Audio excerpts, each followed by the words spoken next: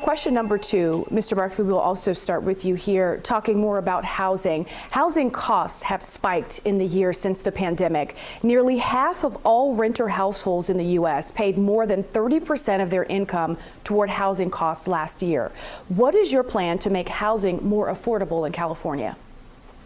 Reverse what the Tax Reform Act did, the 1986 Tax Reform Act did to the cost of rental housing, and especially when it killed when it killed tax shelter housing, tax shelter apartments.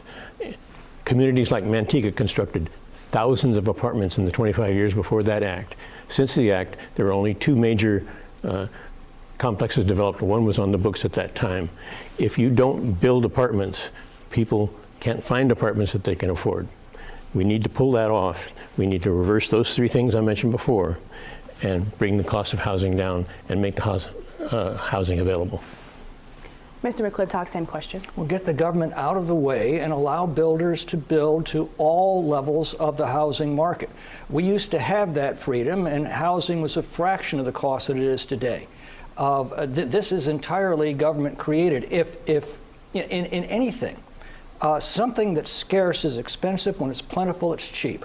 When builders were allowed to build to all levels of the market, there was affordable housing at all levels of the market.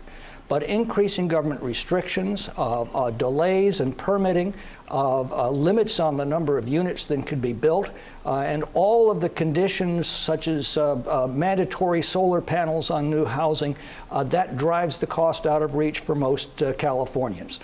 You want to compare California prices to the Midwest, where builders still have the freedom to build to meet demand. You can get twice the house at half the price there. That's how free markets work, and we need to restore that in California. Our next